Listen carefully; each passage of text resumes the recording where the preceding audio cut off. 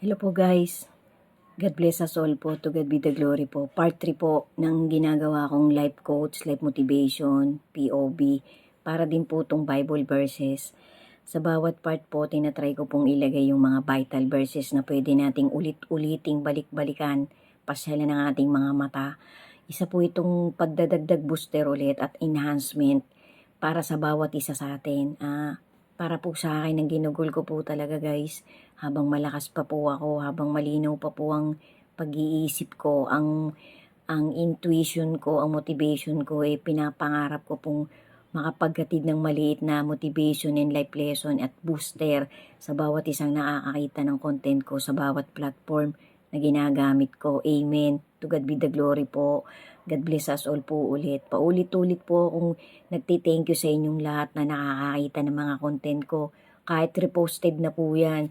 Sana po talagang pagnilayan nyo po. Paulit-ulit ko pong nire-remind kung sino po sa inyo yung hindi pa nakakakita ng ibang Bible verses, life motivation ko, yung mga crystal clear ko po dyan na 1 month ago ko pa lang na-upload. Pakipasyalan nyo po yung content ko, yung profile ko. Yung profile ko, pakipasadahan po ninyo. Sana po pagkaabalahan nyo ng maliit na time nyo. Yung karamihan pong mga life motivation, Bible verses kong content, nag-duration po yan ng 7 minutes hanggang 9 minutes. Maximum po 10 minutes, yung iba po 5 to 6 minutes lang. Try nyo po sana, magpakaaligaga po tayo guys.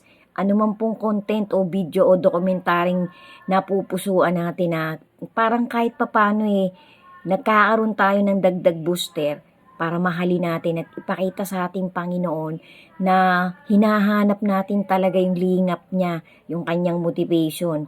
Kasi ano po yan, mararamdaman po ng Panginoon na sincere tayo kapag ka po madalas natin pinapakain ng ating Holy Spirit. Kasi nga po, sabi nga po, food for the soul. Kasi sabi nga po ng ating Creator, hindi lang sa pagkain literal tayo nabubuhay, kundi by word of God na lumalabas sa ating bibig. Amen. Sana po talaga guys kahit papano bago man lang po ako mawala meron akong mga taong natawiran ko ng motivation ko. So guys, continuation po. Nagkaroon lang po ng konting interruption.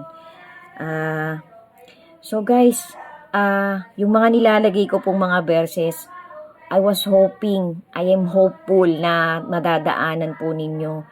Wag na po nating aksayahin ang bawat segundo ng buhay natin na tayo'y malakas pa.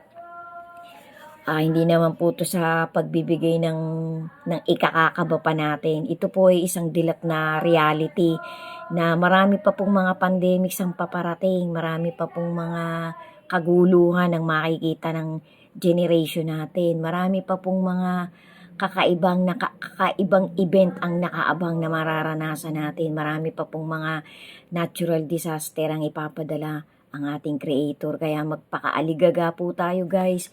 Maging steadfast po tayo sa pagtitiwala natin sa kanilang mag-ama.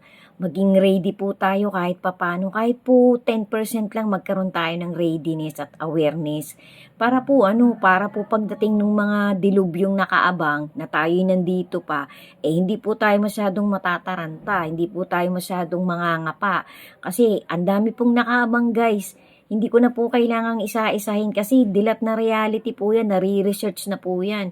Napakarami pong mga dokumentary na ginagawa ngayon ng kahit sinong tao.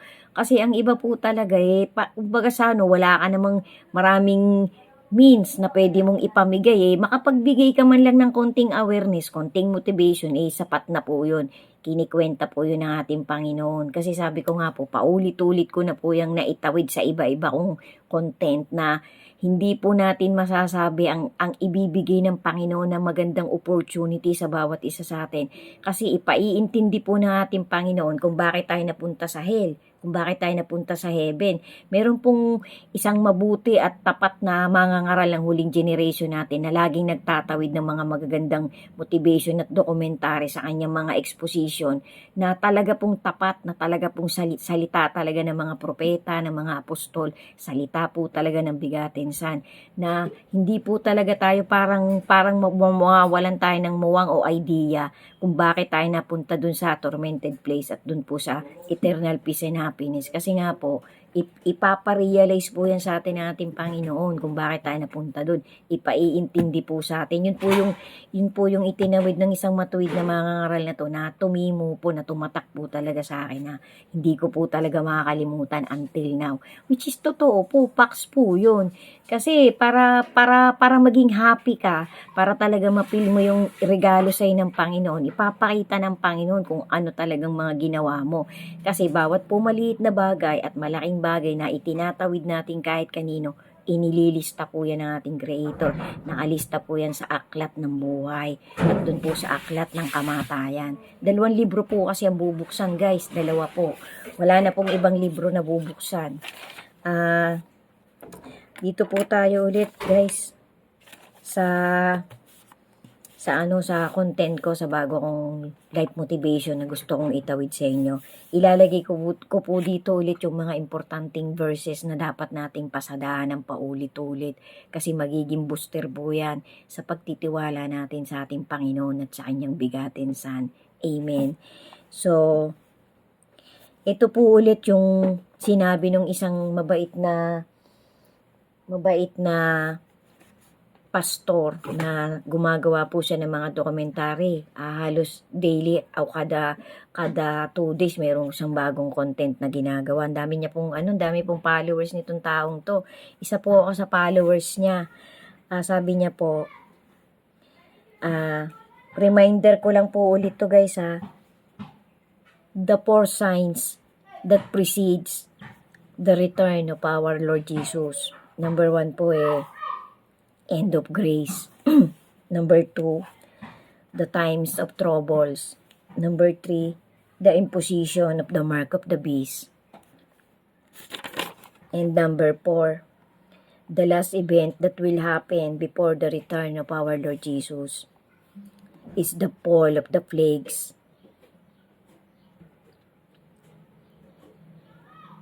Very soon, the plagues will fall on all parts of this world. And who do not have the name that is written in the book of life will have a sad ending.